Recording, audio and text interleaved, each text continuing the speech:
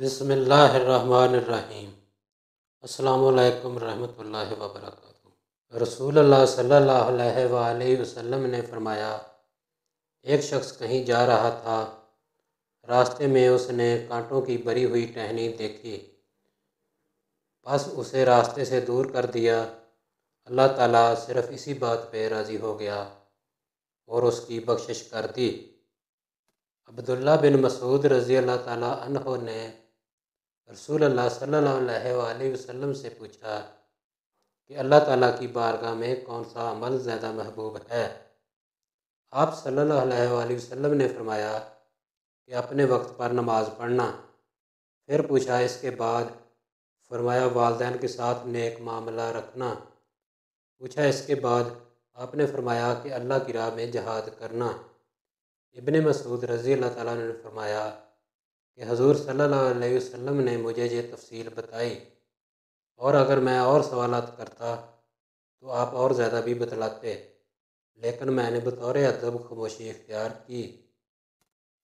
رسول اللہ صلی اللہ علیہ وآلہ وسلم نے فرمایا، اللہ تعالیٰ فرماتا ہے، جو لوگ میری عظمت و جلال کی وجہ سے آپس میں محبت رکھتے ہیں، قیامت کے دن ان کے لیے ایسے نور کے ممبر ہوں گے جن پر انبیاء اور شہداء بھی رشک کریں گے۔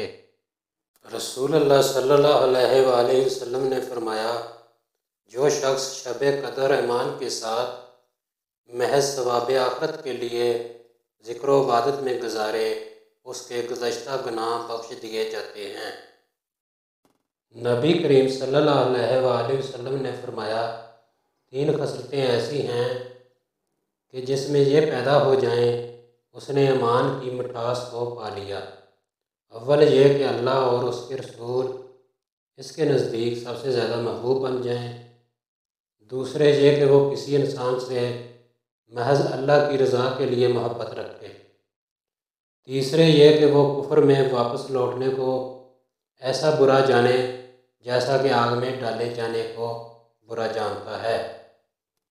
رسول اللہ صلی اللہ علیہ وآلہ وسلم نے فرمایا کہ تم میں سے کوئی شخص جب اپنے اسلام کو عمدہ بنا لے، یعنی نفاق اور ریا سے پاک کر لے، تو ہر نیک کام جو وہ کرتا ہے اس کے عوض 10 سے لے کر 700 گنا تک نیکیاں لکھی جاتی ہیں، اور ہر برا کام جو کرتا ہے تو وہ اتنا ہی لکھا جاتا ہے جتنا کہ اس نے کیا ہے۔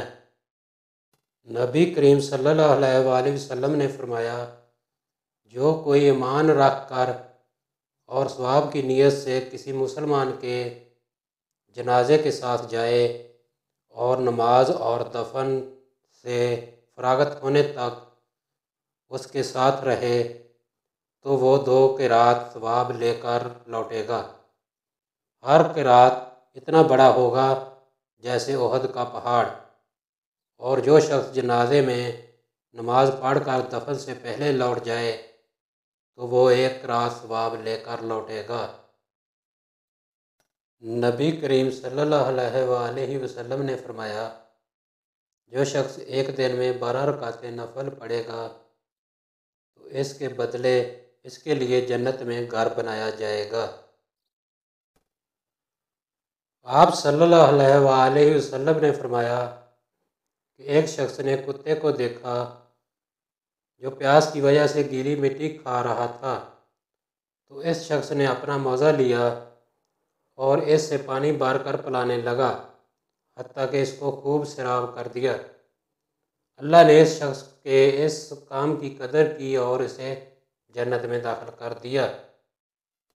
رسول اللہ صلی اللہ علیہ وآلہ وسلم نے فرمایا کہ کوئی کتا کسی برتن میں سے کچھ پانی پی لے تو اس برتن کو 7 مرتبہ دھو لو تو پاک ہو جائے گا۔